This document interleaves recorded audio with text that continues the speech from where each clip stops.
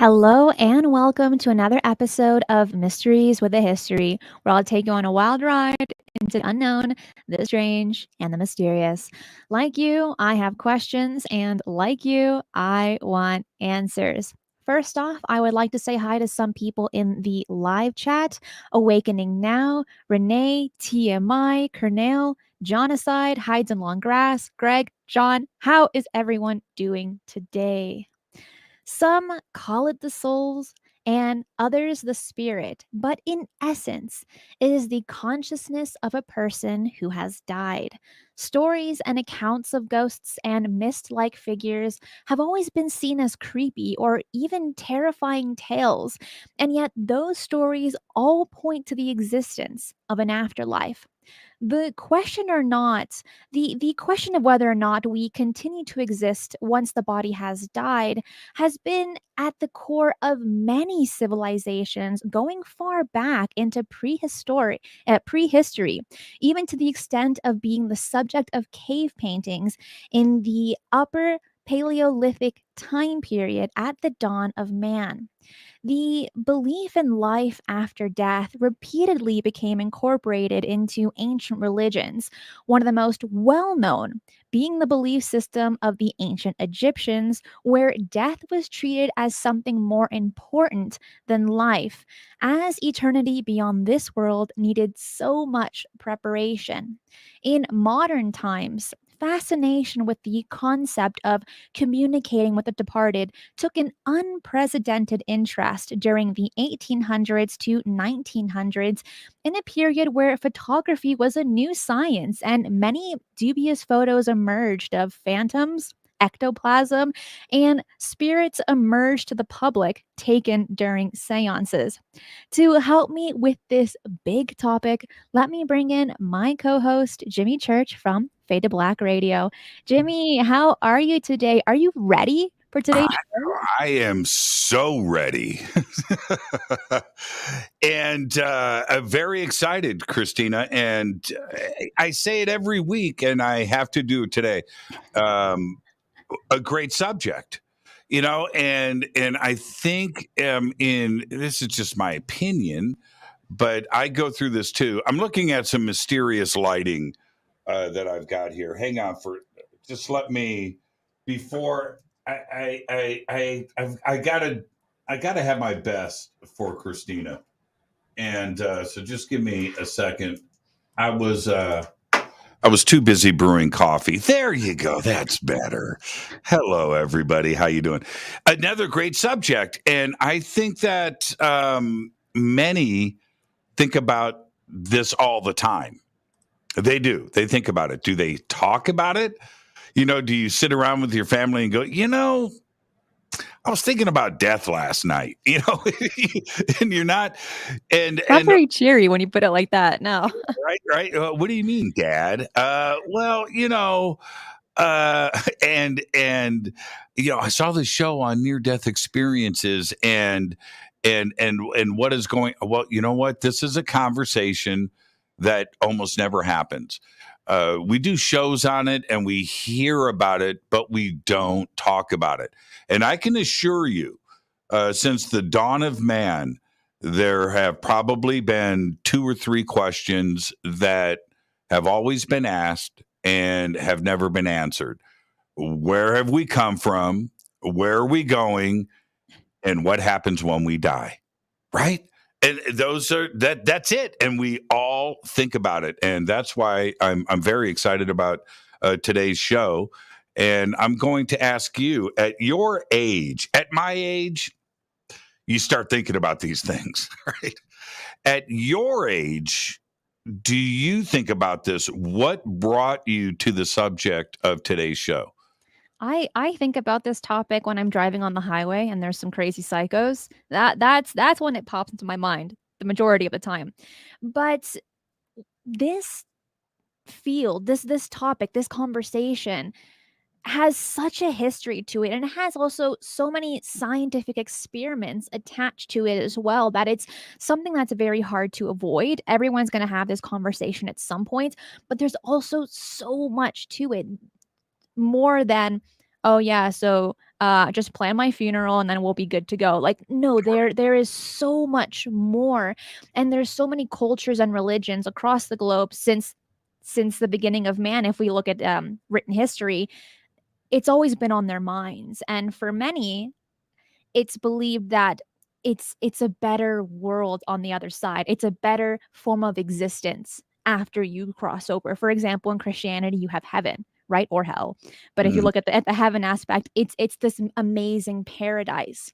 You also look at the Egyptians. After you pass the god of Osiris, you can just have this very blissful life on the other side. And we're going to get into more into that. But when it comes down to it, I'll admit it. I follow Buddhism and its ancient views on death, and that's reincarnation. So that's another aspect of after you die, you just come back and you're just learning these life lessons. So every culture, every religion has their different beliefs on it, and we'll be covering a lot of those today. But I feel like before we get into the cultural aspect to it, let's kind of dive down to the actual scientific studies. So let me start off with, have you heard of the 21-gram experiment? absolutely.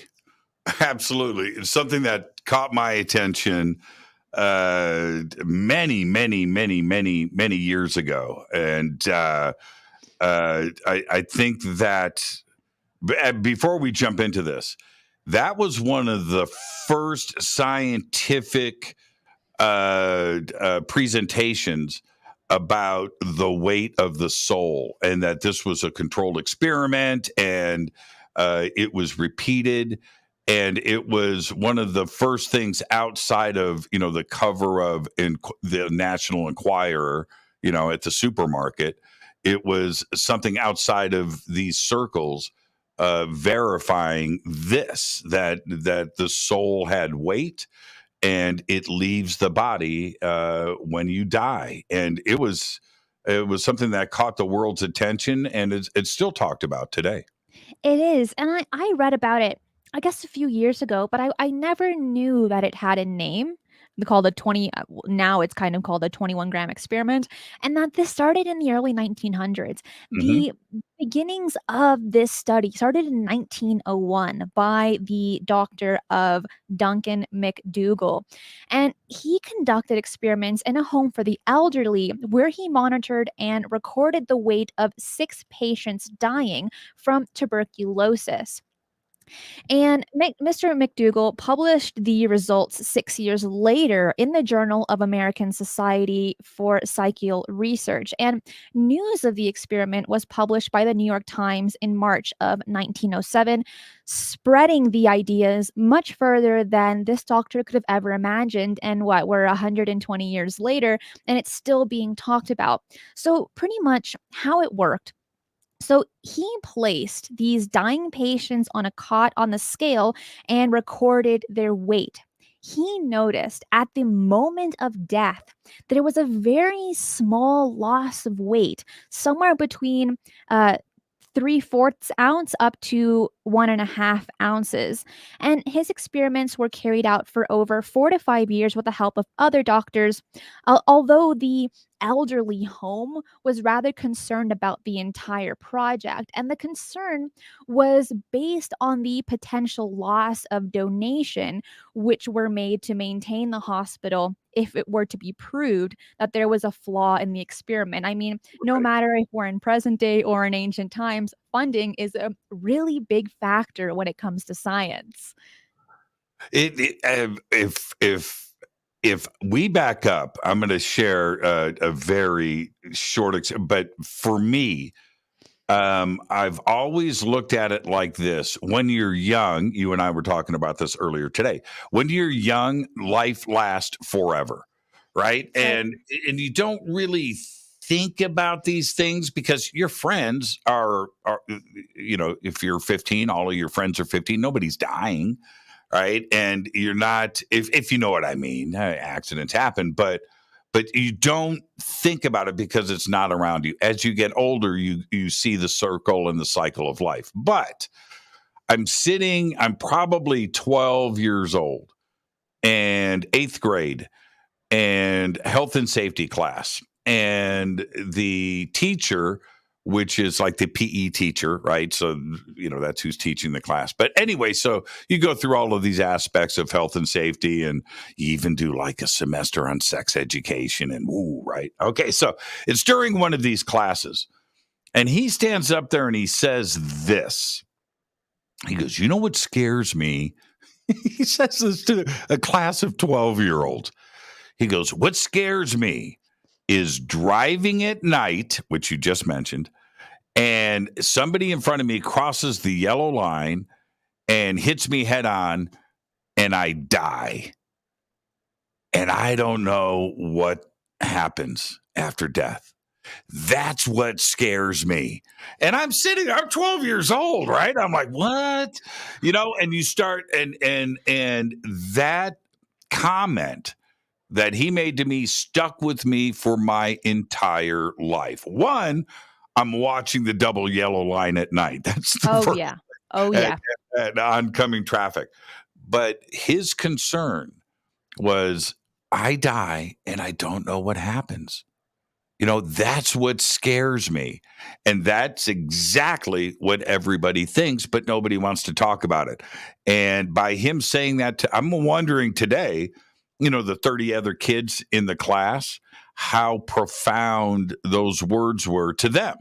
Did they carry the same weight? 21 grams. Did it carry the same weight over the years like it did with me? But it forced me into thinking about it, and I've never let it go. So since I've been 12, since I was 12, I've been wondering about what happens after we die. What really, really happens? Great show today, and I'm so glad that you picked this. And it's a question worth asking. Mark, thank you so much. Do you want to say the last name, Jimmy? Tasaka. It says You have to have the right jaw movement you to you get. do, and I butchered it that one time, and I'm never gonna embarrass myself like that ever again. So it says you're very talented and have an excellent personality. Thank you. Which will bring you great success in all your endeavors. I hope you will become more famous in the UFO topic as George Knapp. Well, thank you for that. That You're is really already there. nice, and You're already there. Yeah. we're getting there, and I'm excited what the future holds. Back to this experiment, the 21-gram experiment. What caught my attention about this? And this might ruffle some feathers for some, especially if you love dogs. McDougall tried the same experiment with 15 dogs, and they show, as the doctor had predicted, that no loss of weight at death, since the dogs, in his opinion, do not have souls. What?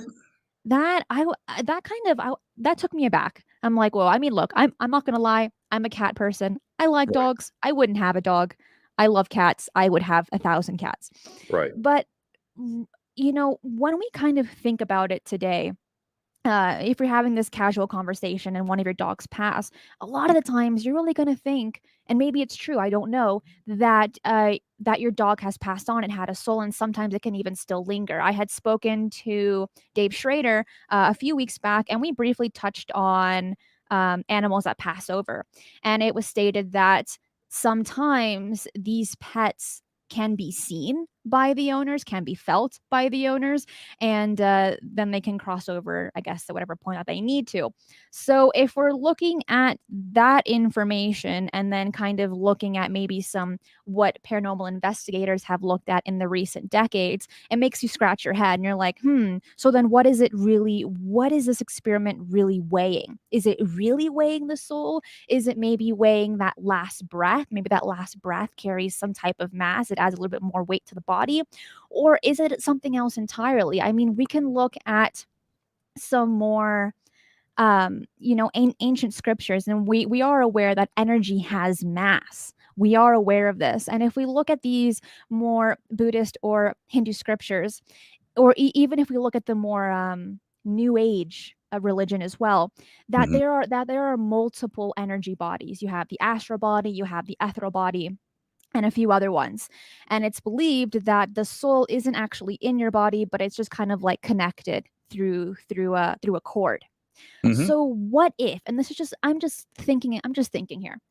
What if it's not really a measure of the soul, but maybe it's a measure of these other energetic bodies? Because again, these energetic bodies have mass, and maybe certain animals just do not have the same amount of these energetic bodies the way humans do. Merely a speculation. There's no speculation there. Dogs and cats and horses and tigers and rhinoceros, right? They all have, they're sentient, they're thinking, right? They have a soul. There is no way that somebody looks into a dog's eyes and doesn't see a soul. That's that's crazy talk. So, were there problems in the measurements? Is there something else to consider here? I don't know. I don't know, but there's they have souls. They do. They have to. They Well, have to. in Buddhism, we believe they have a soul as well, and that's called a super soul, and that we all start out as creatures across all worlds in the universe, and even down to the tiniest little creatures, and that we kind of evolve through reincarnation. So I agree with you. I think that all creatures have souls, and that's why that particular aspect of the 21-gram experiment really caught my attention, and being like, what could be a reason for that? What could be a possible explanation?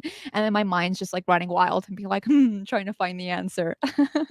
Well, now, and then if we take this into the other direction, which all of us wonder about because we want these answers, right? So we have so many examples of, we'll get into this, of people that have died, crossed over, and have come back.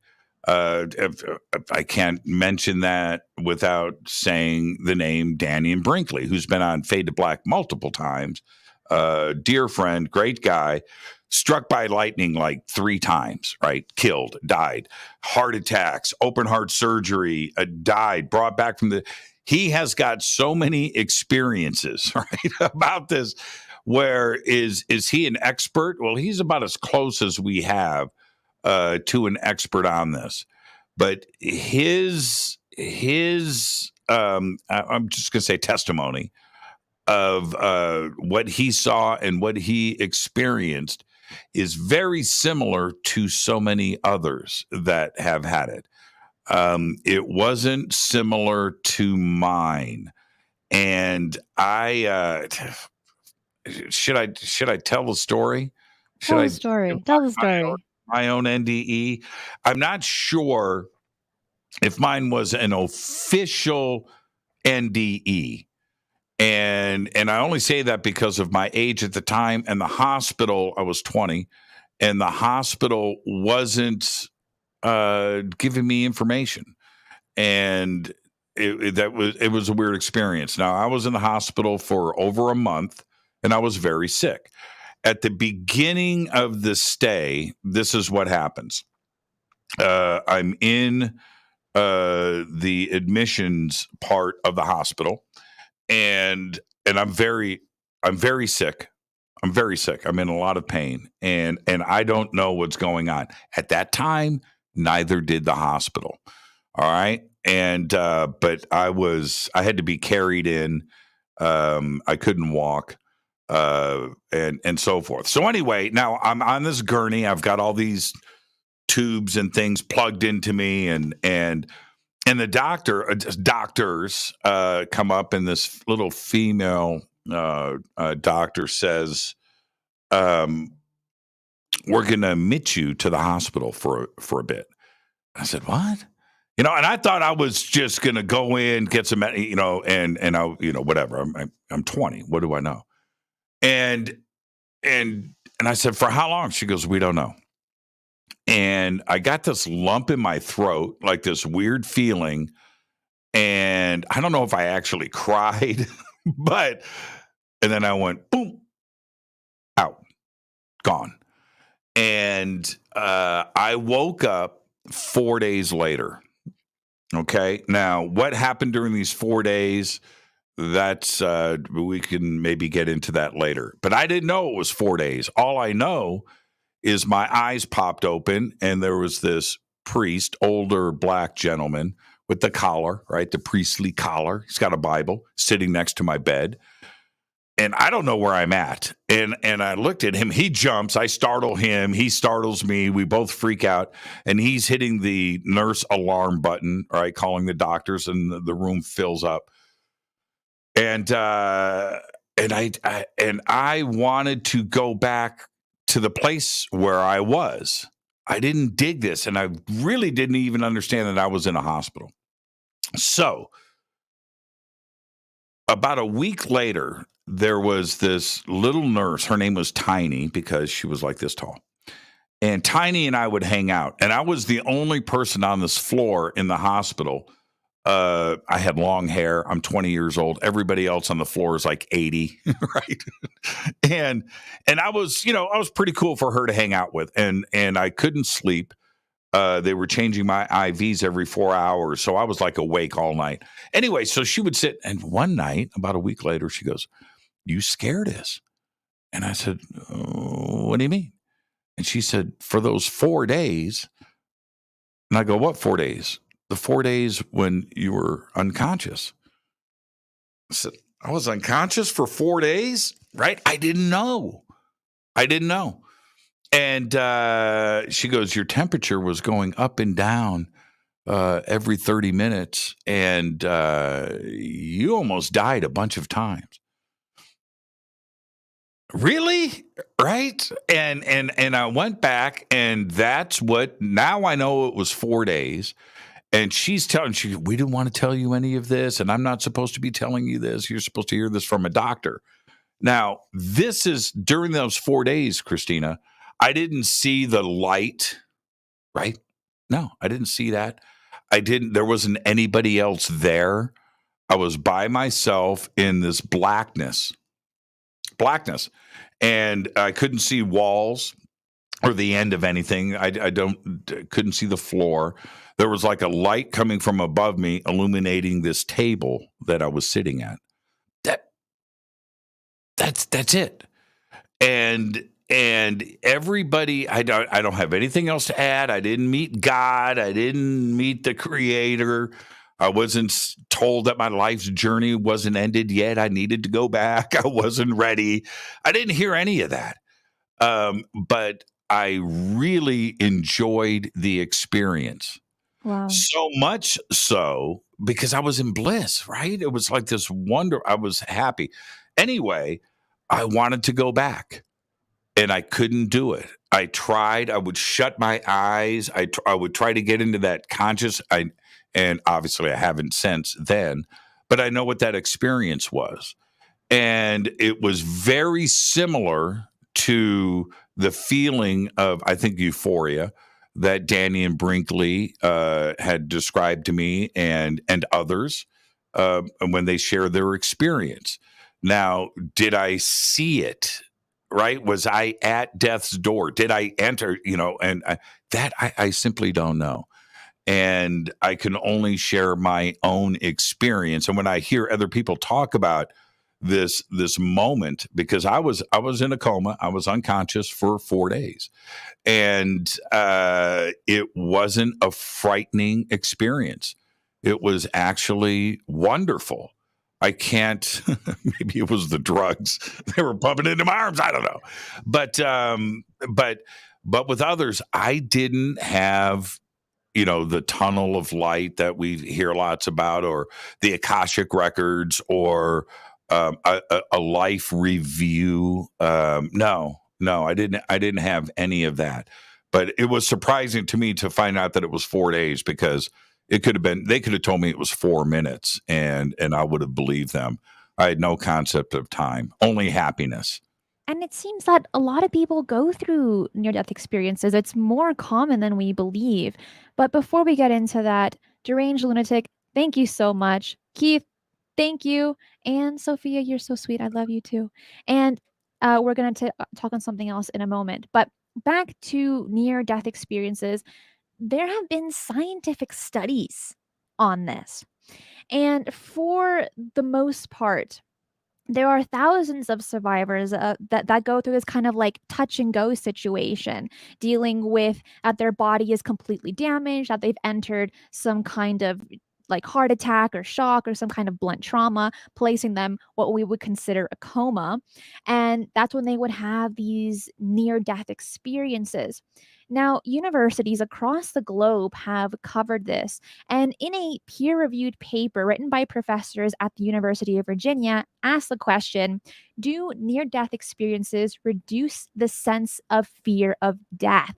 And for the Mhm. most part, it is a renowned yes. Right. During NDEs, near death experiences, there are usually certain sensations that people feel that have been recorded and documented.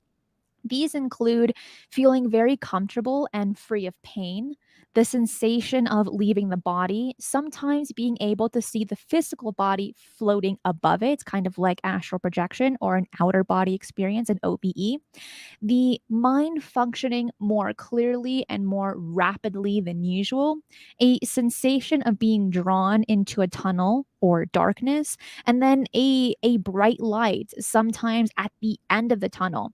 You can also get a sensation of overwhelming peace, well being, or absolute unconditional love. You can also get a sense of having access to unlimited knowledge, kind of sounds like the Akashic Records, a life review as well. And even when these people are able to recall conversations between doctors, sometimes in another room where that body isn't, and recalling objects in the emergency room in hidden places, even being able to visit family members far away, and they're able to remember what they're doing at that moment on that day. And you're even able to see sometimes encounters with deceased loved ones or ones that may be identified as religious figures. So these are just kind of like some possible things to look for if you ever encounter a near death experience that might be something that you will be eh, Yeah, take note. experiencing at some point. Take Take note. notes. Take Take notes. note.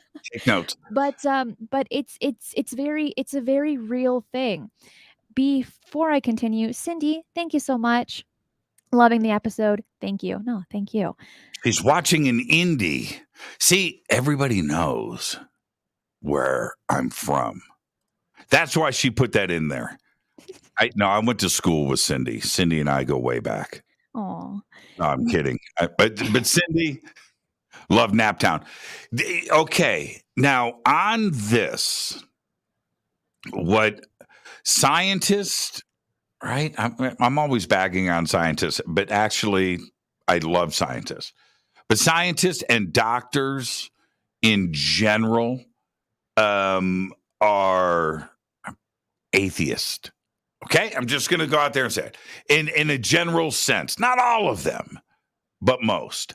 And it's only because they're about the science, they're about numbers, they're about experiments, they're about chemistry, they're about measuring in a lab setting and testing and proving and things like this, right? And getting the facts together and writing up the results of their experiments. And they can't measure God, right? Can't do it. that's right. Can't measure a near death experience. And then they go through one, not themselves, but with a patient. And they have somebody that dies and then comes back.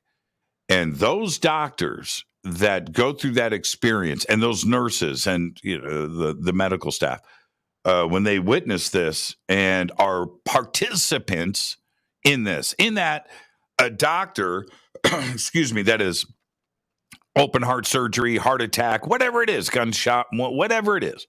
And they are in there and they know that the patient has died and is flatlined and they're trying to bring them back. And in most cases, time of death is at, right? And they mark it.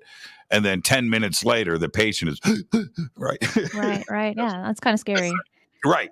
So the doctors go through that. All right. Well, that's a chemistry thing. It's a thing. Okay. All right. So we've got the patient back, but then they hear what the patient has to say, Hmm. which from the time of death, that is marked, no brain activity, body's dead, right? No blood is being pumped. And the time that the patient comes back and the patient says, hey, I heard you talking to the nurse about what you were going to have for dinner tonight with your wife. What do you mean?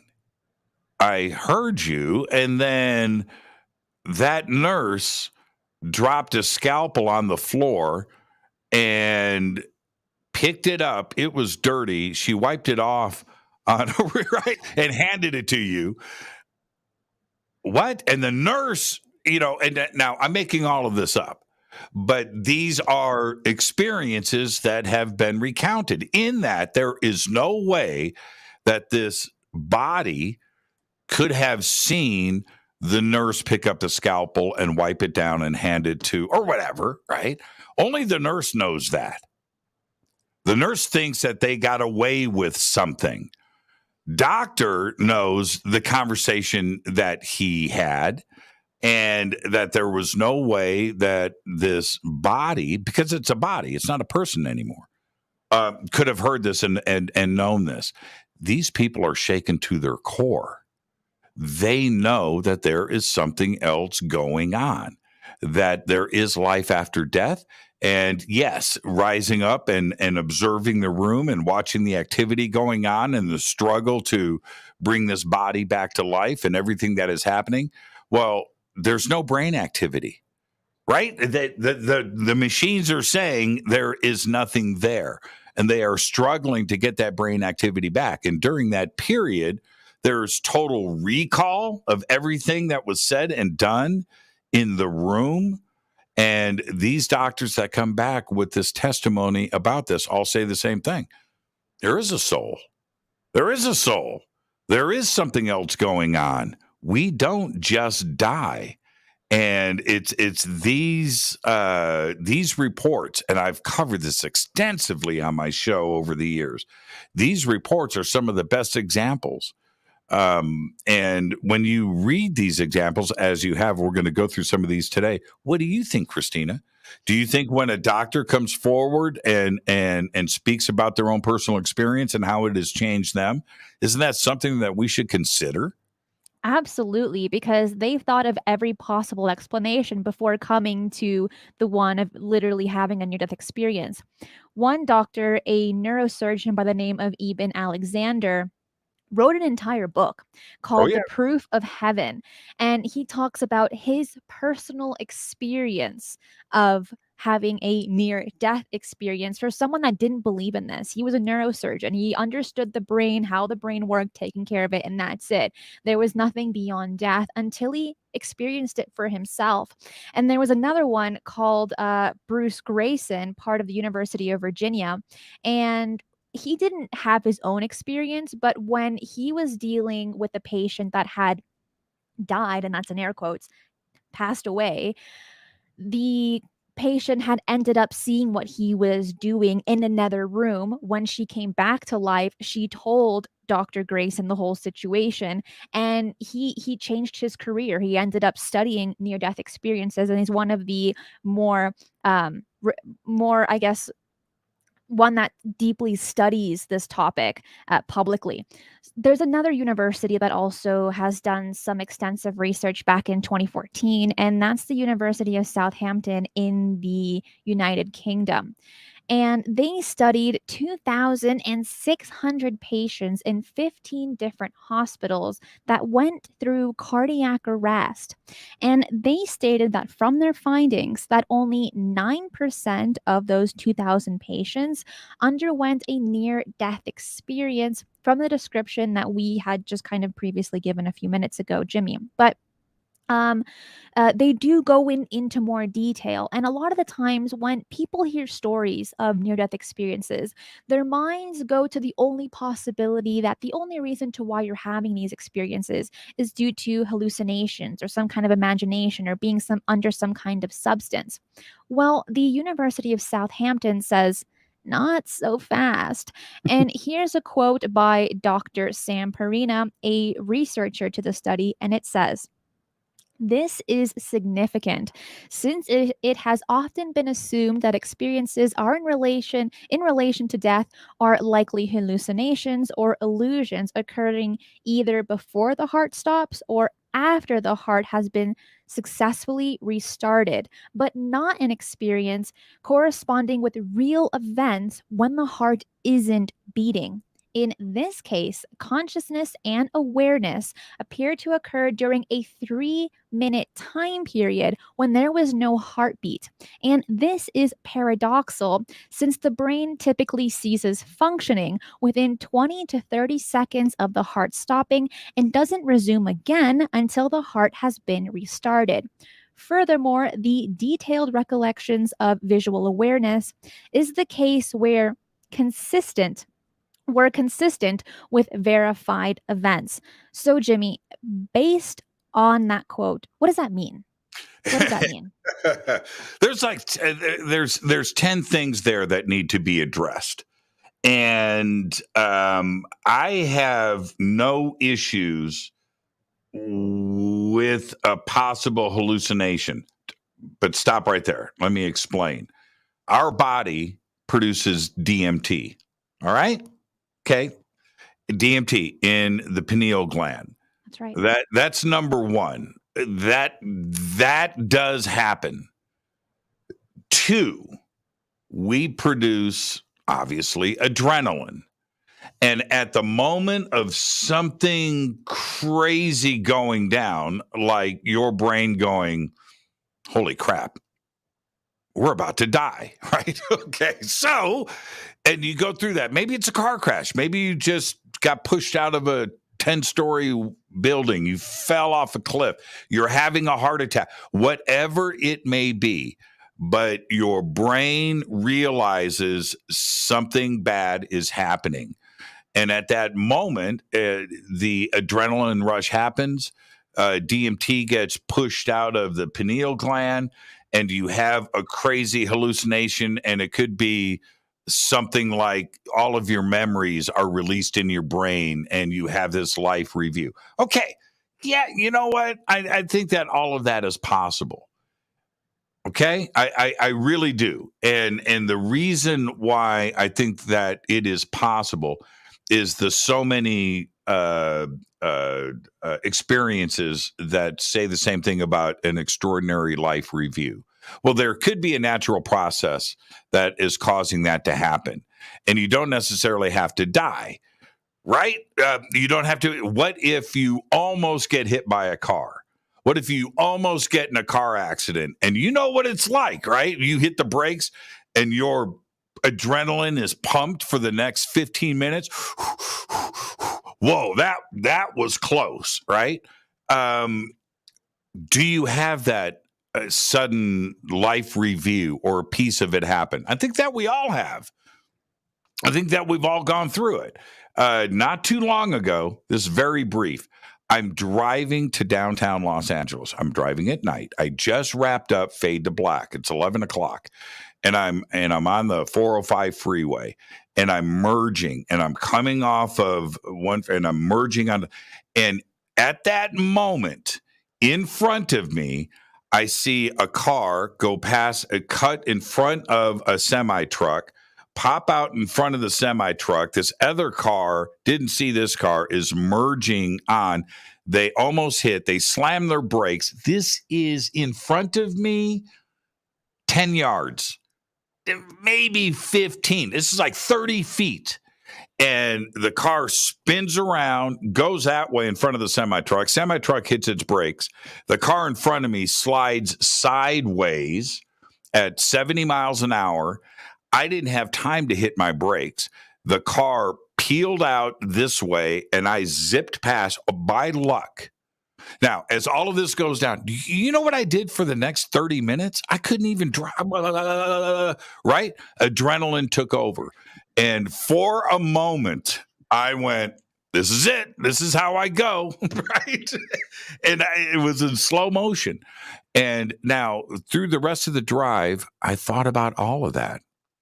Everything just like went through, and I thought, did I complete everything I wanted to complete in life? Did I want to do? Well, look, I understand that step one. Could there be a hallucination? I think that there's a possibility of a natural chemical release that happens in the body that causes your brain to go into hyperdrive, into panic mode, and we could see these things. Remember my experience that I talked about earlier today in the hospital? I didn't go through panic mode.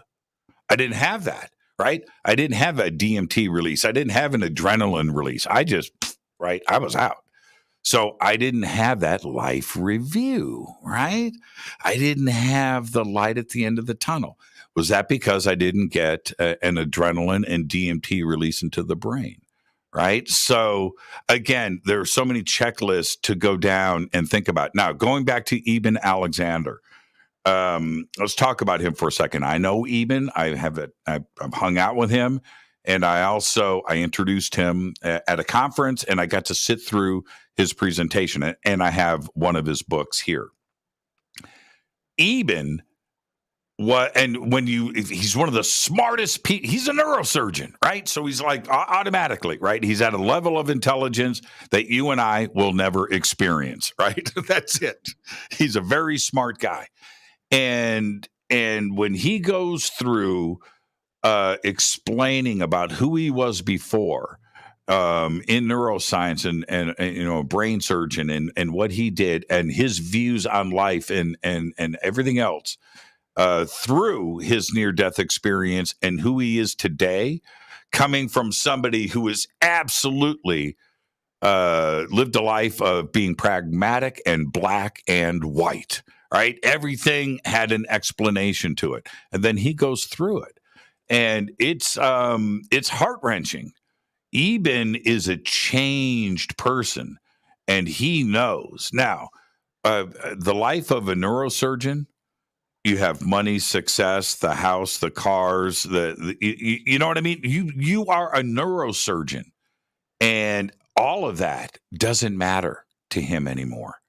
And he has absolutely chosen to bring his experience out and through books and through public presentations. And Eben and his book, I suggest anybody should go and get it if you get a chance and read it and go through it and understand the life of a successful neurosurgeon that has absolutely been changed.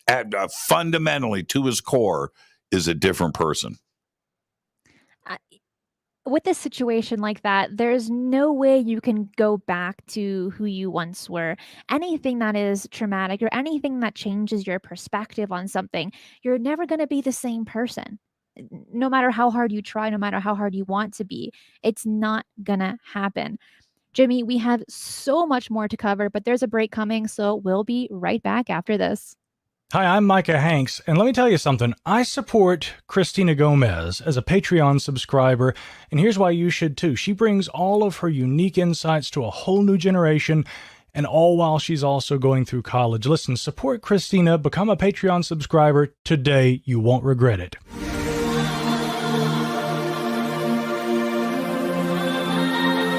Hey there, it's Cristina. Did you know you can get access to an exclusive extra segment of additional questions and answers with all of my guests, as well as behind-the-scene videos and photos? Ever wonder how I turn my small college dorm apartment into a studio where I can shoot new videos or set up lighting and backdrops for my show, or what camera I use? Yep, that video is there too, where I explain as I go along and also give the story of how I learned to do special video effects and editing. You can get access to all of that and much more by joining my Patreon supporters club. You'll be helping by supporting this channel, my research, and production costs, as well as investing in new shows coming soon. Starting from as little as $5 a month, there are several tiers you can choose from that suit your budget, and each tier carries extra perks and benefits. Join my Patreon club and become a supporter today.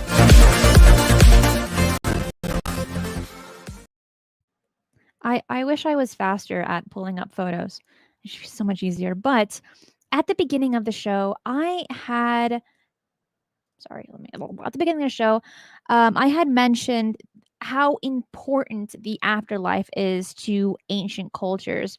But there are cave paintings across the world where experts have declared represent ghosts or the souls of ancestors. And I'm going to pull it up right now again so that I can pass it to you. And some of these photos maybe you've seen before in ancient aliens. For example, this one.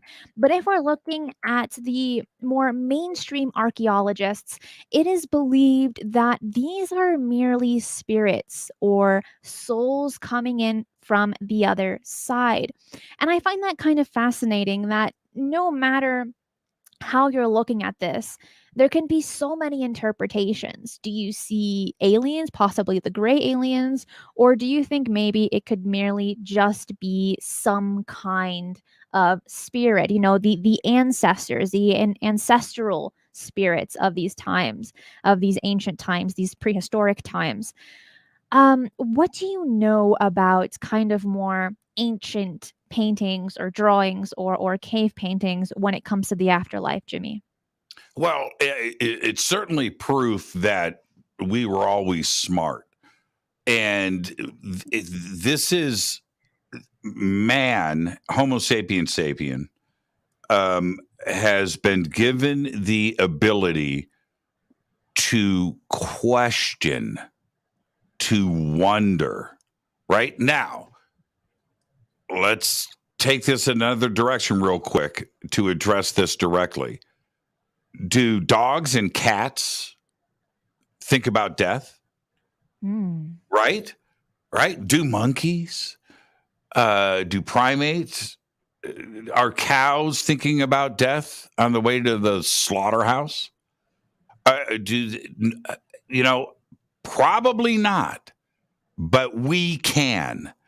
And that right here, these cave paintings are examples of questioning, right? And thinking about and what is going on. The ability to address our dreams and other things that we have not only seen, but then to turn around and try to illustrate it and show everybody else. Or is there something else here? And that these are examples of a reality and something that they have seen in the physical. This painting here, obviously, it is a part of modern culture today. But look at this. So, what is being represented here? We have been thinking about life after death and what happens when we die for as long as we've been able to walk. We have been thinking about this for a long time. And there's another part to this, though. When we go back to each and every ancient religion, and I'm glad that you brought up Buddhism and Hinduism today. Have you ever talked about Buddhism and your personal life before publicly? It's very rare. I mean, for those that have watched this show since it started, I really try not to bring my opinion or my bias into my shows. For the most part, it's but when it comes to talking about Buddhism and my beliefs, it's not something that I've really brought up publicly until today. But and thank you for that. Caught me by surprise. Everybody who's going to let you know is that, but you have you have a foundation where you can comment on. I don't know much about Buddhism. I don't know much about Hinduism, but what I can tell you, I don't know much about Islam.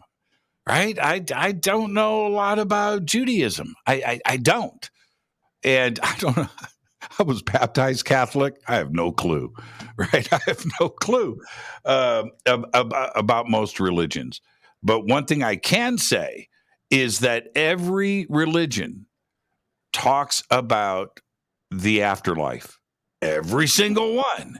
And even religions that have no relation to each other, right? So if you think about the isolation of like Hinduism, I'm talking about 2,000 years ago, 3,000 years ago, where indigenous cultures over here in the Americas had no idea about Hinduism, right? They didn't have any idea about Buddhism. Of course not, right? Or maybe even Christianity until, they got invaded here, and including South America. So now if you go into Mayan cultures, and every culture talks about this, right? And that is they all have their own approach and how you may get there to Egyptology, right? The ancient Egyptian religions, but they all talk about it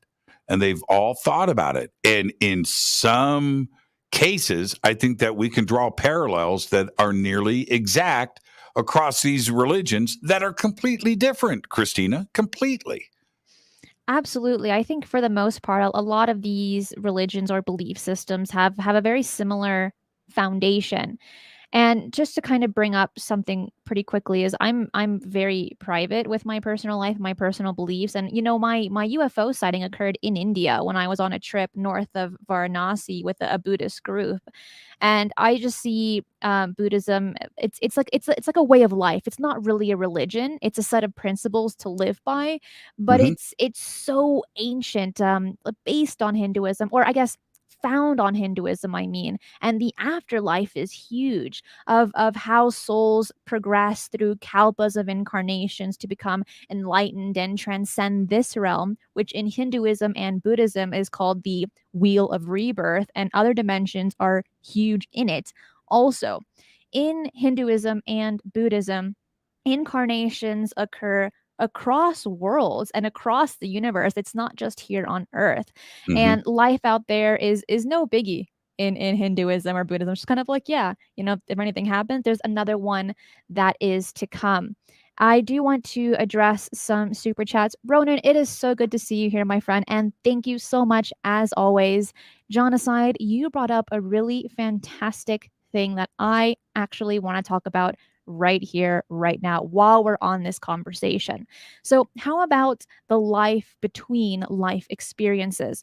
So, if we take a look at, let's look at Buddhism and Hinduism first. Again, these are very Exactly. Right. similar Right. religions. Mhm. When you're looking at these two, you can either do a instant reincarnation, right, where you die and you just kind of you close your eyes in this life and you open your eyes once again when you're exiting the womb, for instance. Or you're in the ancient scriptures, it also states that you're able to spend a certain amount of time in the ether, right, in any kind of realm or that you desire or that you create on your own. And the thing is that time is not the same as it is on this plane of existence when you're no longer bringing this meat suit with you. So some people might consider this a kind of a limbo state in some instances, but like the word limbo kind of has a negative connotation to it. Mhm. And then you're having these kinds of more Eastern religions where it's looking at you have this time of leisure before you come back. We can also look at Greek mythology, and I love Greek mythology. And Oh, it state hold, stop. all right. Back up for a second. All right, we're backing up. Stay right there. Okay, so I understand the instant, right? Boom, done.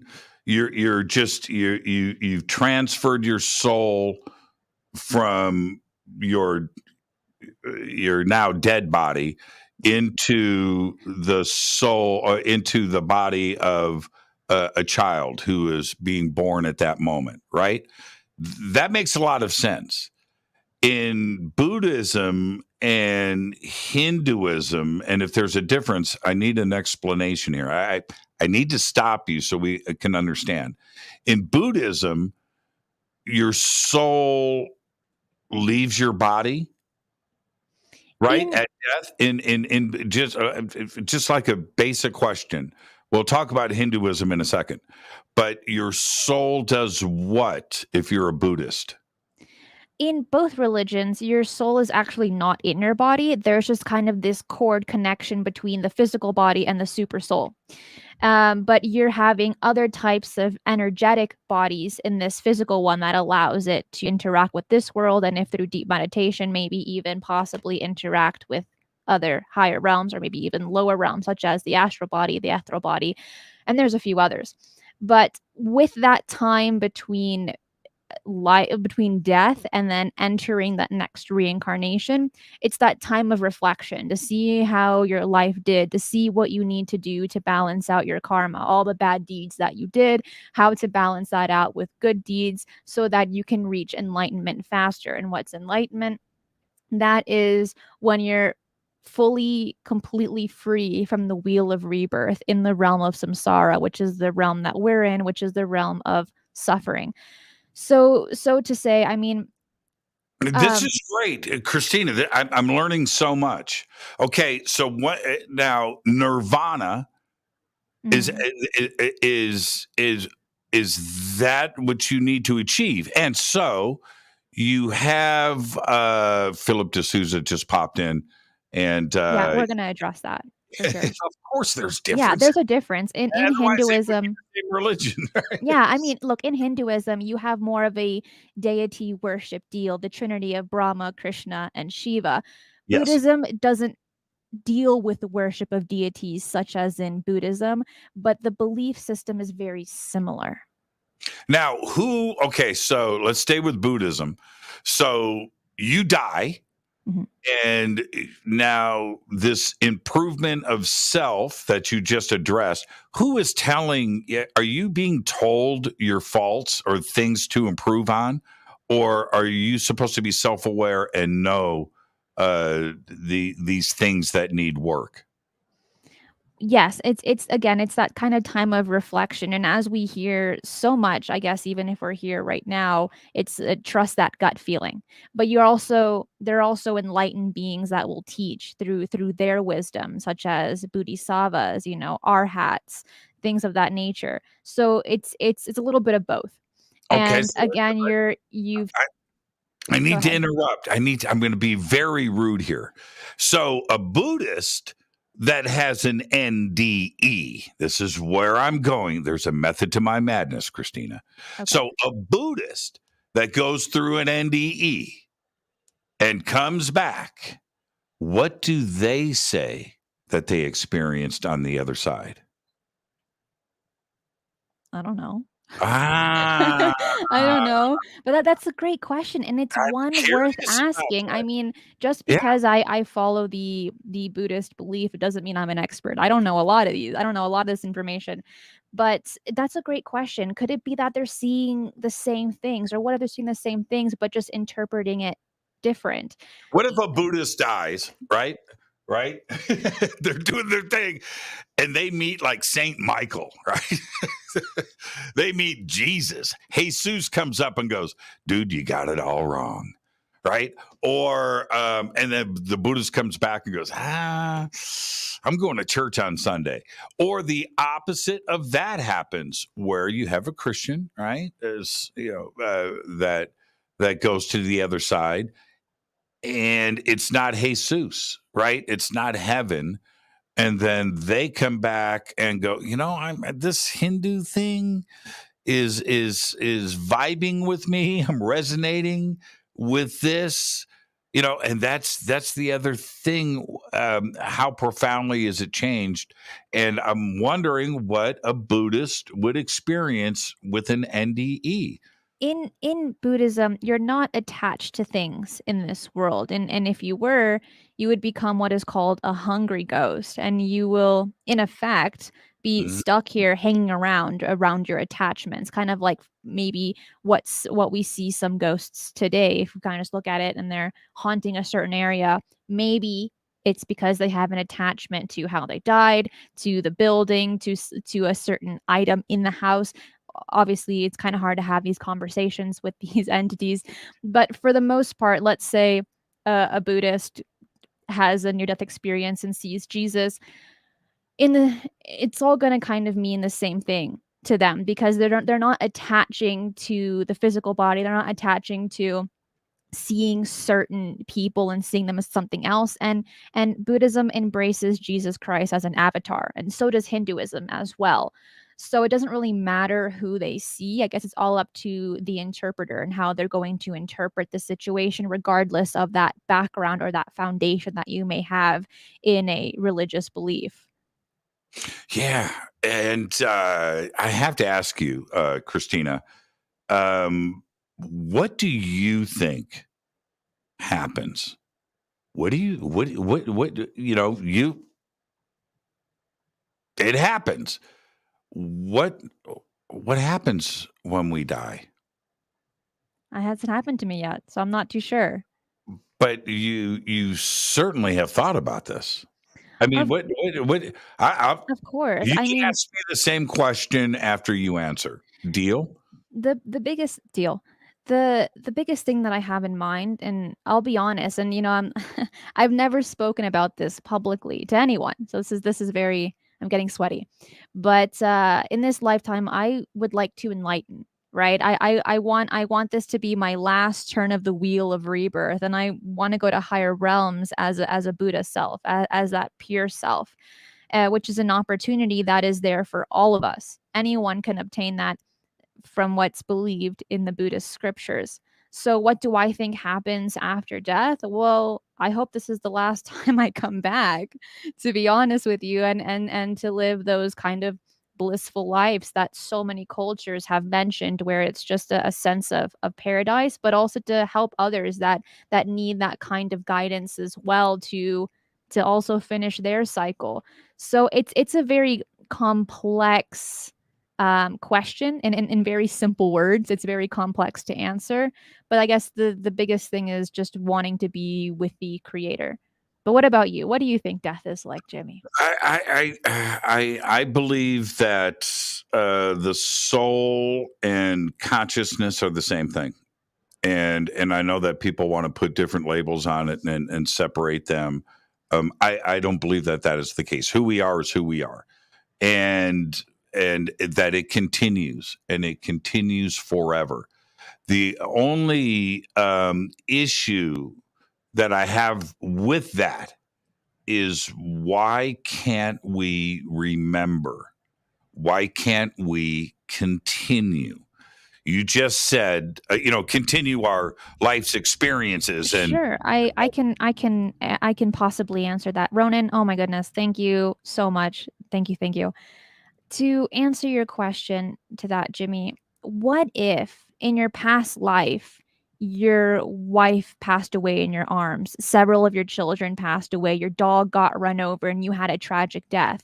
How would you be able, if you had those memories, and if you had memories from thousands of lives and they're all tragic, for instance, how would you be able to live in this life as a new person, as someone to learn new easy. things without carrying those previous experiences?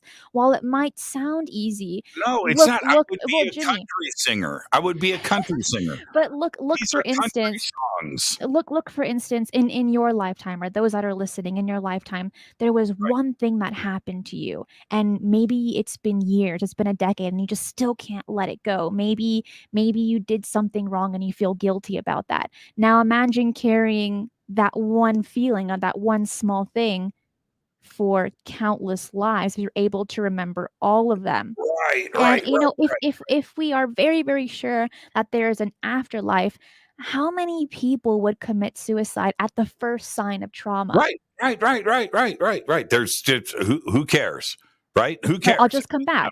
And Right. that can be dangerous. That could be very dangerous, and that is also a part of one of the biggest issues with being immortal.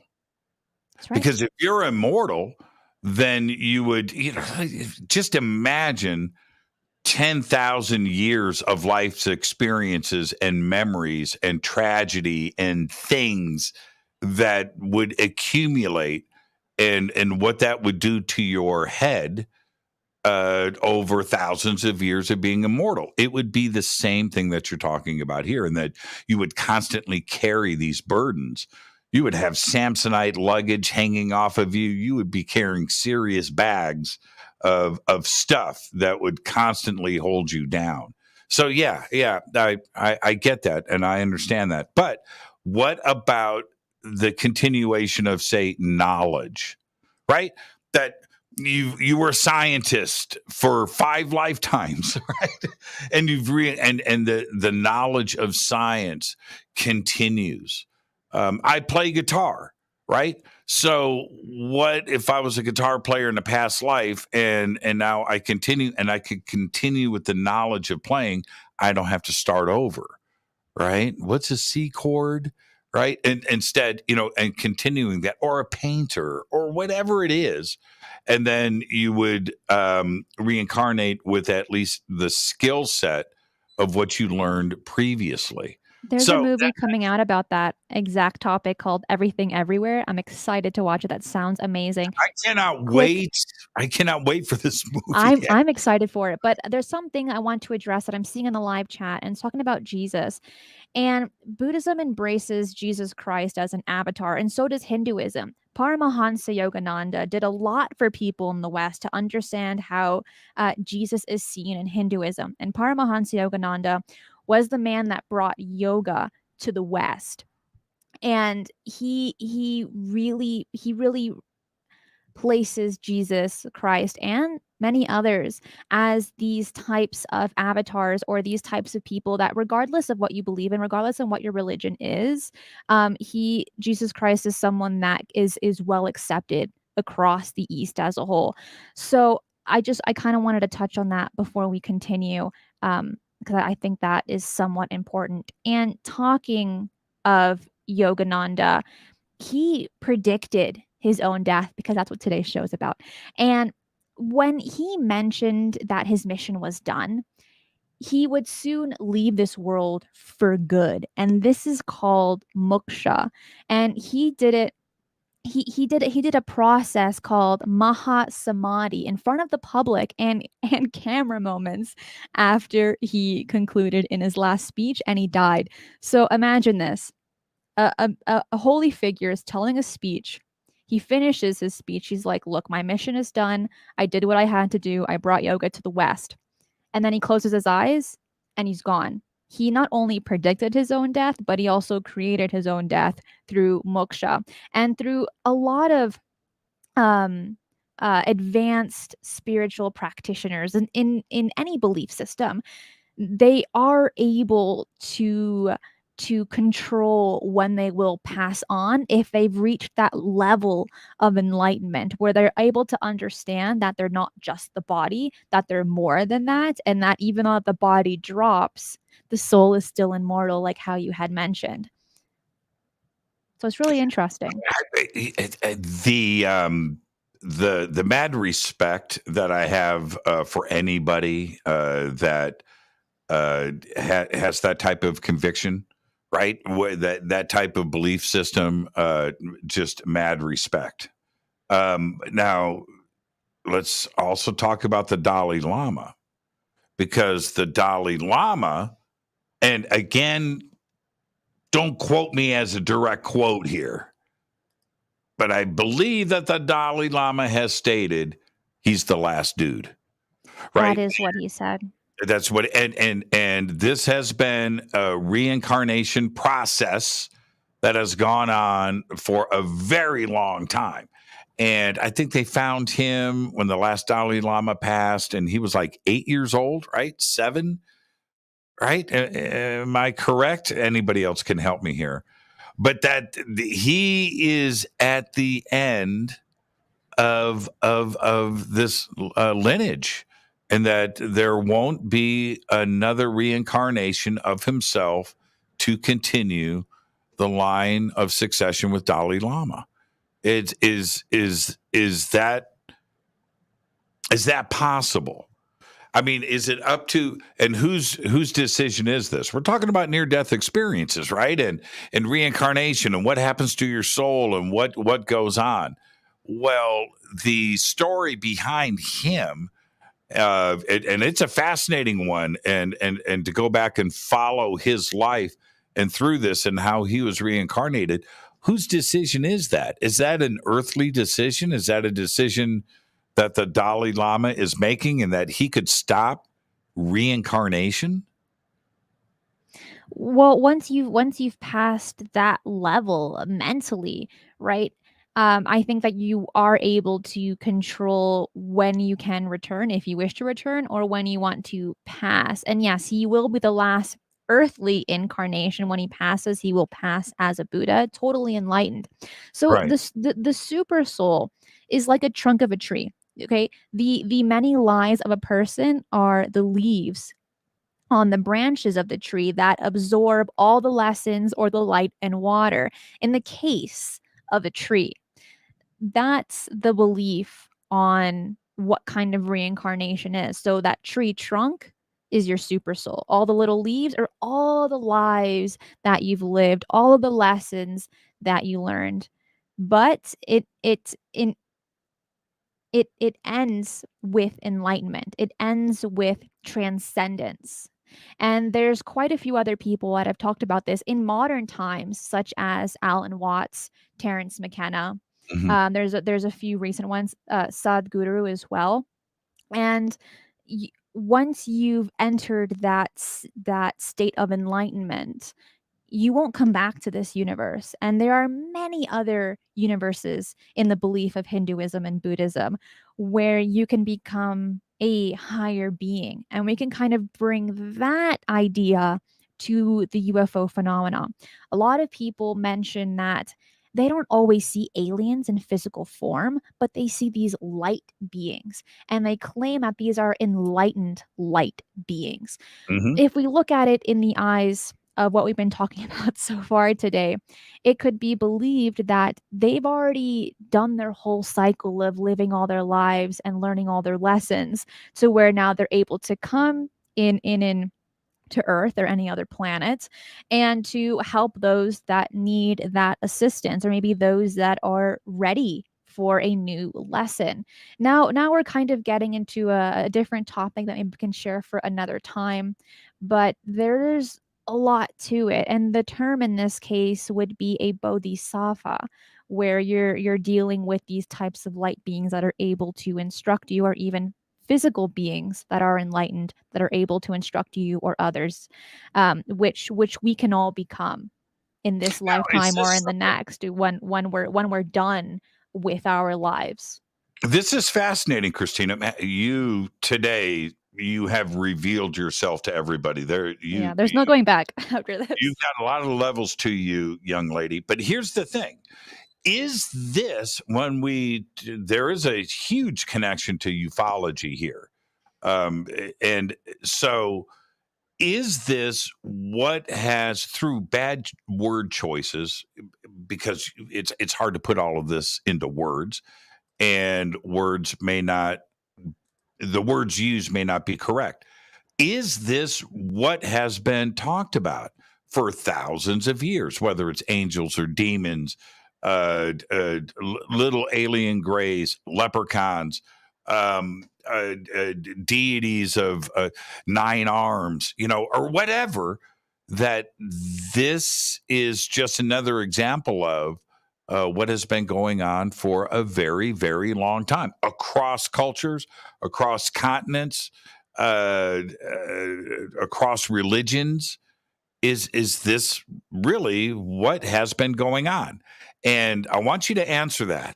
And I also want you to consider what Whitley Strieber has talked about, because I think that communion with the cover that we all know and what Whitley has evolved into his experiences, that this may be, the little blue beings, that may be us in the afterlife, that this is what our souls transition into.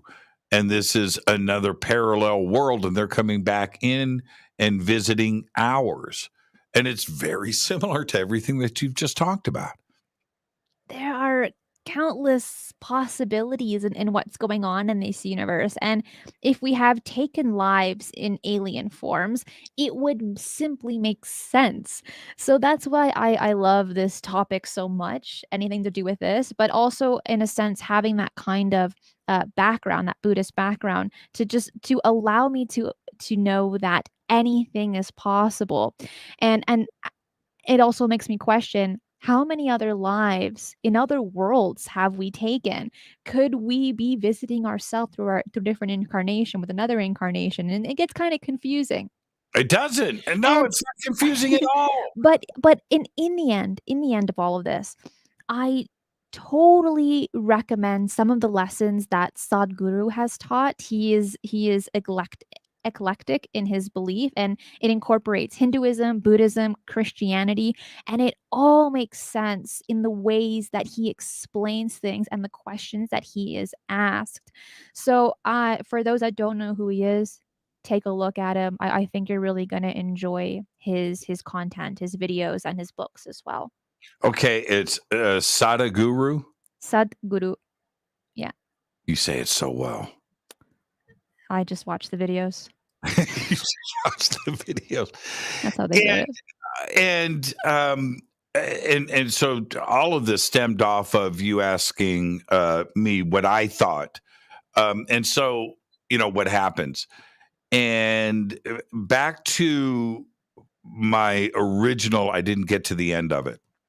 I just feel that because of the connectedness of the universe and what it represents and what science tells us today, that I don't know if I would reincarnate to something else on this planet, but I do believe that this continues. Whatever this is, it's almost infinite. In its existence, it will last forever as long as energy can last. And there is a brilliant chapter in Brian Greene's new book. And now he doesn't always get philosophical, and he tries to avoid consciousness, but he addresses it this way. And it's very similar to everything that you've stated tonight, that in the end of everything, photons break apart, particles break apart. There's no more gravity. We're trillions and trillions of years in the future, but eventually everything just ceases to exist, except thought. That thought will continue. Now, think about this. All physical existence is gone. It's all gone. The one thing that will survive forever, and forever is a long time, is thought. And thought is clustered. These cluster thought. It's your brain, right? He's not saying soul, right? He won't say consciousness. He calls it thought. And that thought will wander the emptiness of space forever, looking for little tiny particles of energy to consume, because thought takes energy. And that's the process of life and everything. So it's just scurrying around and finding little pockets of energy to keep thought alive. Thinking and thought. And so that is my belief, as spiritual as that may sound, that this, whatever it is, it just continues. Where it goes, I don't know. I wish I could remember. So when I go to Zeta Reticuli and park my, plant my next flag, that I can go, man, I just came from Earth, this beautiful blue globe. And it's just awesome. And they've got ramen noodles and guitars. They have this thing there called Van Halen. And it was an awesome experience. Let me tell you about it. Right. And that's the only thing that kind of bothers me is does this continue, and do I get to keep my memories? And I guess I'm going to find out. I guess in that case, a possible answer could be the Akashic Records, where you're having all of the collections of not only this life, but previous lives as well, all placed in one location. What do you think about that? But before we actually get onto that, I do want to say this, though. Where thought and consciousness is concerned, meditation is very powerful for quietening the mind and reducing thoughts, which allows you an inner emptiness to be filled with concepts of the afterlife and the soul that is very profound. And I am a twice a day meditator for mindfulness, for samadhi or a higher awareness, and also for clear contemplation. What you had stated about thought, the first thing that came to mind was the quote by Rene Descartes, and it's the "I think, therefore I am." Mm-hmm. But if we're looking at other aspects, maybe it's not necessarily thought that keeps us going, but what if it's just that sense of, harmony, or that sense of emptiness to be filled with something else instead of just thought? It's a mere possibility. It's not something that I know too much about, but that's something that did come to mind when you were mentioning that. Now, we've taken a huge 360 turn.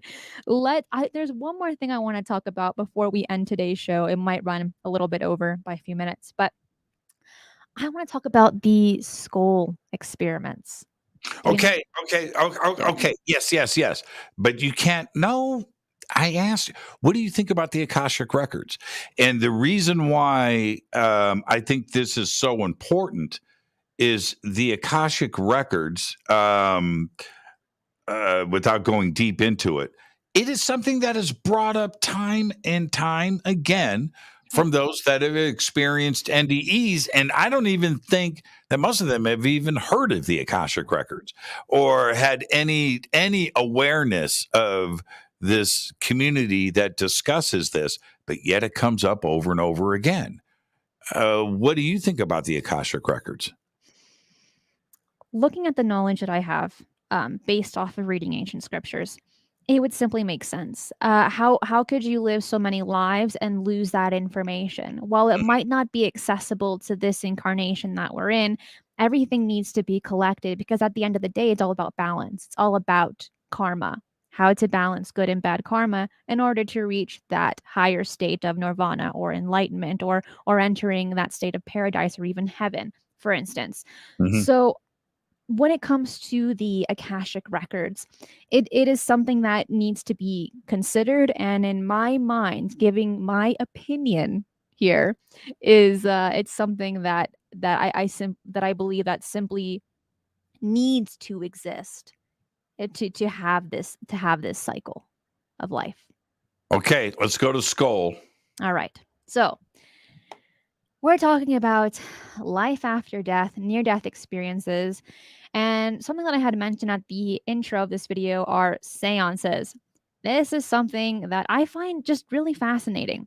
And it was a really, really hot topic in the 1800s into the 1900s. Abraham Lincoln did seances in the White House while he was a president. He lost one of his sons prior to being a president. He lost one a year within his presidency. And he was also a leader during the Civil War. So this is like a really tension filled time period for him. And his wife was a huge believer in seances, believed them that she truly was in communication with her deceased sons.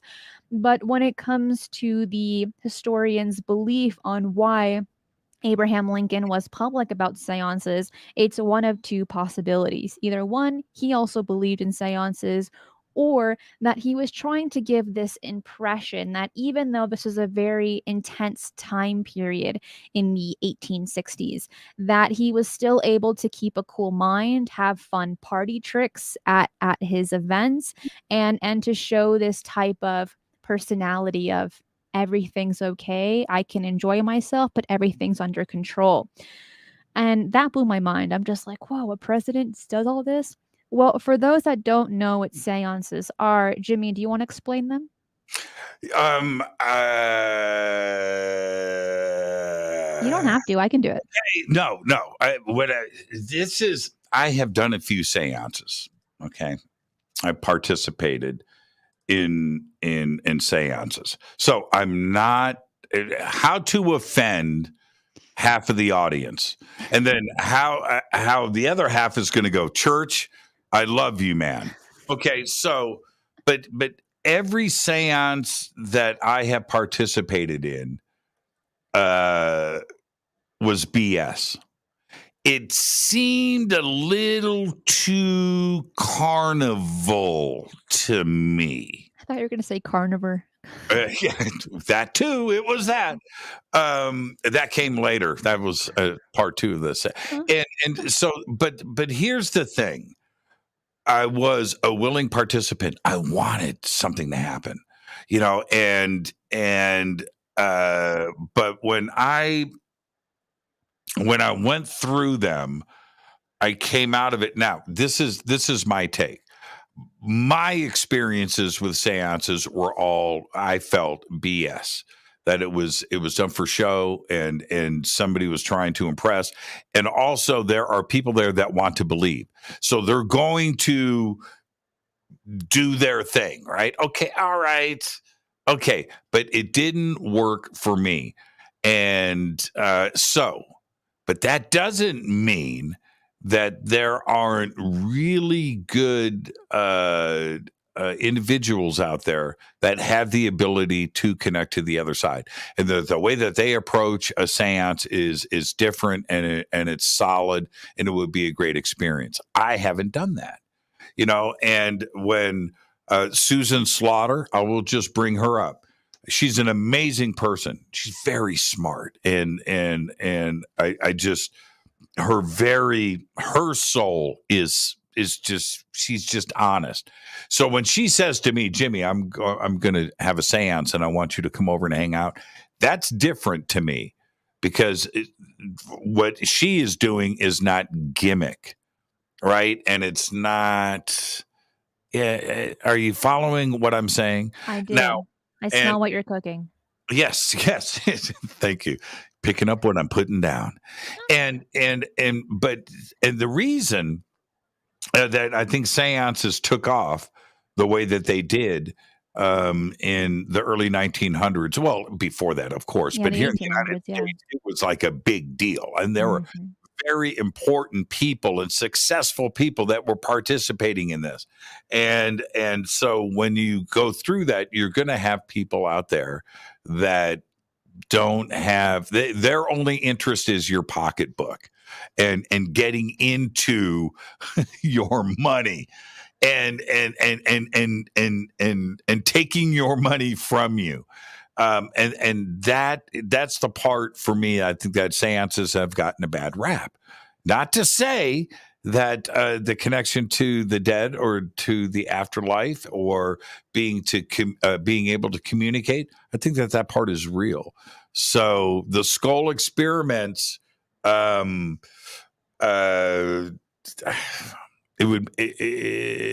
a good movie. It's going to be a good movie. I haven't even heard it was into a movie, but when I'm not saying that at all. I'm saying it's the whole process behind it. I see what you're saying. Else, it would be a good movie. So seances it originally comes from a French word of seat or to sit or session. And in French and in English, the word came to be used specifically for a meeting of people to receive spiritualistic messages back in 1845. Prior to that, it was just kind of a word as a meeting, like a very general meeting. But it wasn't until the 1990s, so a good 100 and something years later, was an experiment actually put into place where scientists were coming in and really studying this. Prior, again, for 100 and something years, people really saw this more as a party trick, as something to be entertained with. But also, what we need to keep in mind is that people that are usually in seances, maybe in this time period, is that you're dealing with really fragile people, someone that just lost someone and is looking to grasp onto their loved one that passed away. And when you're in that state, it's very easy to look away at certain facts and look at what you want to look for. So that's something also to mention. So with seances, and sometimes people that claim that they can communicate with the dead, it's a very touchy subject because you're really working with people's emotions and all of this. Now, I'm 100%. not saying that all mediums are fake or not all of them are real and vice versa for seances. What I do think is that a handful of people ruined it for everyone. That one apple contaminated the entire cart. Mm-hmm. So when Yes, we yes, yes, yes, yes. Okay. I'm no specifics. Thanks, Not going to Jessica. do it. But my mom passed away, 5 years ago. Right. Okay. And it happened, and I talked about it. So no reason to go there. But so now I'm out at conferences, and I'm doing things. And I haven't talked about any of this, but I've probably had 20 or so different individuals come up and say, okay, I got a message from your mom, and I would go talk privately and go into this thing and channel my mom. And I'm listening to this stuff come in, and it was so far off the mark and not even based in anything at all. Um, it's disheartening, and I don't have some crazy emotional bond with my mom or this need, right, this thing, and so there's no way to suck me into it, right? You're not going to pull at my emotional heartstring. Yeah, she's my mom, I love her, but there isn't this insatiable thing where I've just got to go and make contact with my mom and for 20 times 20 times, and every single instance of it I was hoping, right, I would love for something to happen. No, and that for me is a little bit sad that people are out there doing this and try to make that connection with me, and I'm waiting for them for somebody that's really got the gift, right? And let's see, because only you know the facts of your family, Christina, right? Only you know these things, right? And so if there's a direct connection out there, I don't want to know, was there a man in your life with the letter B? What? Stop with that, right? I don't, I'm not interested in going in that direction. Give me the facts of the case. Why was my mom upset with me at my 6th birthday party when she sent me to my room and my friends were downstairs in the basement partying, from second grade class and having a good time? What was it that I did that my mom wants me to apologize for? Give me that specific, because my mom knows that. I know that. And Christina, you know those secret private things. I don't want to speak in generalities. Right? it's Yeah, absolutely. Now it's kind of backing up again to seances so that we can talk about the skull experiment. For those that don't know what they are, I'm just going to kind of briefly explain them. And it's usually when mediums are those that can communicate with the dead, the other side, the afterlife, those that have passed on. Mediums would meditate the connection between the living and the dead, often passing messages from the deceased to their living family and friends. Other ways in which the mediums would facilitate the connection would be through the ringing of strategically placed bells, levitating objects or ghostly apparitions, and even by expelling a gelatinous substance from the body, which came to be known as ectoplasm. Mm-hmm. Now, this is kind of where it's getting a little theatrical because ectoplasm, I'm going to explain what it is and then we'll get into more detail. It's claimed to be a supernatural viscous substance that is exuded from the body of a medium during a spiritual trance, and the material is usually formed through the manifestation of spirits. This Mm-hmm. was genuinely made and ingested by the mediums before arriving to the seance. The ectoplasm was usually made out of gauze, muslin, chiffon, or sheep's lung. So it's been proved that ectoplasm is most of the time fake. I've never encountered a story where it was real or how to even explain if it was real. So while this was happening for 100 years, for 100 and something years, people were having seances, inviting mediums to their home and doing these types of communication with their loved ones. Then it wasn't until the 1990s when the skull experiment was created, and it was a large, well organized series of seances conducted by members of the Society for Psychical Research in Skull, a small village in England. Right. And the reported phenomena included ghostly lights flittering around the room, images appearing on film inside secure containers, Mm-hmm. reports of touches from unseen hands, Mm-hmm. levitation of tables, and disembodied voices. To the large number of investigators and sitters involved, the number and consistency of paranormal episodes observed during the seances and the lack of any finding of fraud, many believers often point to the skull experiment as the best scientific evidence that spirits do survive in the afterlife and can and do come back and interact with the living, demonstrating an impressive array of conjuring powers. After this was conducted, you really had two camps, those that believed that seances were real, and there was also some evidence from these people that were conducting these experiments that pointed more to that all seances are fake. They're all just really theatrical at the end of the day. And what these people ended up doing is that they had a total of 6 mediums and 15 investigators from this research group that were based up in London.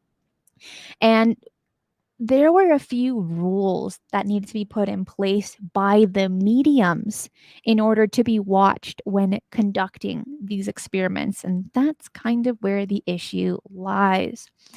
One of the biggest things that was a big no no was light. Light Yeah. was not allowed.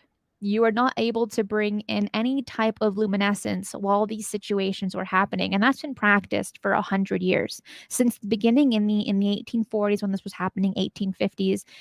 They were always in a dark room with a round table, holding hands, and then kind of going from there. 100 years later, that practice was still kept the same, and light just it wasn't allowed, and there's some reasons for that, and a lot of them is because these people were just magicians and not actually mediums. Can I share this video real quick? Please share Okay. it. So the skull experiment, and this is, I'm going from my memory here, but this was a big deal.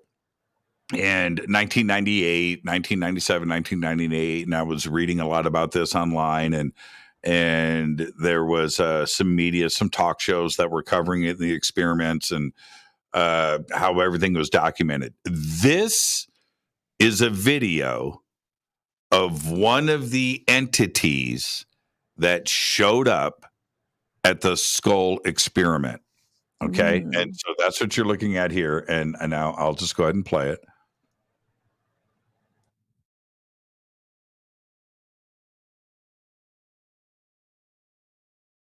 Ooh, right? Ooh, wow.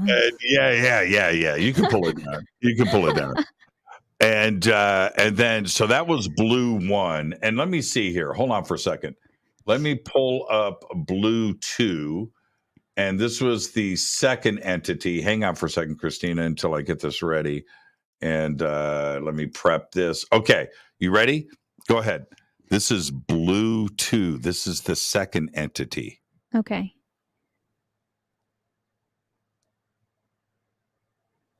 It kind of looks like a cutout, like a sheet of paper, So and then like a light yeah. shined onto Okay, it. you can pull it down. You can pull it down. This was part of the skull experiment.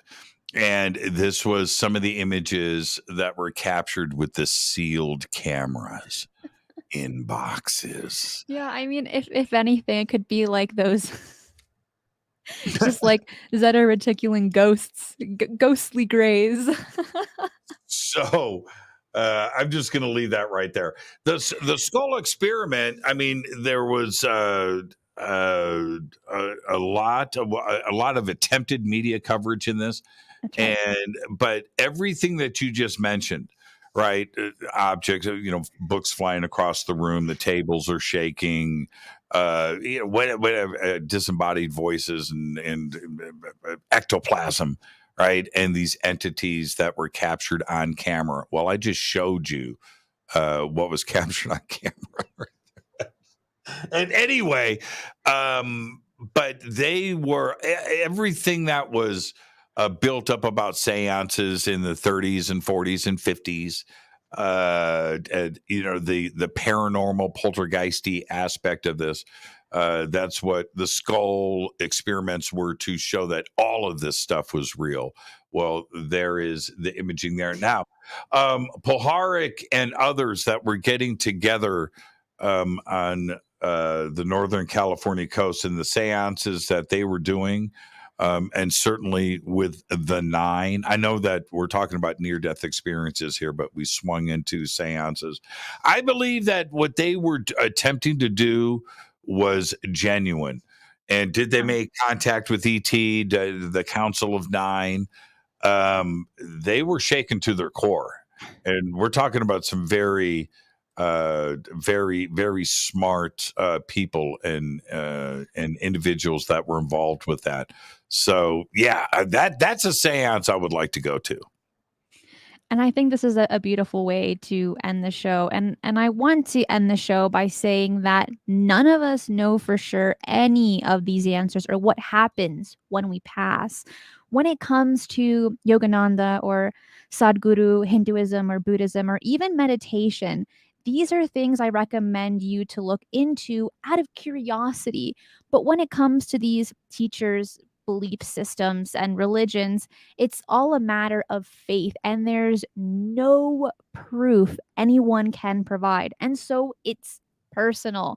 And I respect and I enjoy learning about all religions and belief systems. And any recommendations I give in this show, they are just based on my opinion. And my opinion really doesn't matter in these shows or on this channel. I'm here, just like Jimmy, I'm here asking questions, not trying to push my answers or narratives. So I want to say everyone needs to be curious by asking those hard questions, to search for your own personal truth while respecting the fact that others have their own personal quests and truths as well. Jimmy, thank you so much for doing this show with me today. And Incredible. you have Fader Night calls in, right? On Fade to Black I tonight? do. It's Well, another that's going to be exciting. Fader night, and I get to just hang out and take phone calls, and it's going to be awesome. One of these nights, I'm going to get you, and you get to answer the phones. I'm going to have you. I'm just going to kick back, and I'm going to let you take phone calls, and you can experience 50 phone calls, unscreened, unfiltered, uncensored, just coming at you, and then you could not only cop a vibe, but understand why I cannot wait for Thursday every single week. It's just so much fun. So I'll see you tonight, Cristina. I'll see all of you tonight on Fade to Black. Cristina, another great show. Thank you so much. I got to go drink some more coffee and prep. A lot of coffee. Thank you so much, Jimmy. Bye. And that is it for today's show. It did run about 15 minutes longer than usual. I really hope you enjoyed it. You were kind of able to see a different perspective to the life that I live. And Jimmy really put me on the spot today. It was really hard to avoid those questions. But hopefully you found it not only entertaining, but maybe it piqued your curiosity in one form or another. I want to say thank you to all of my YouTube members, Patreon subscribers, everyone in the live chat, all the super chats, and all the super stickers. This simply could not be possible without you. I want to wish you all a wonderful week. Be safe, and remember, keep your eyes on the skies.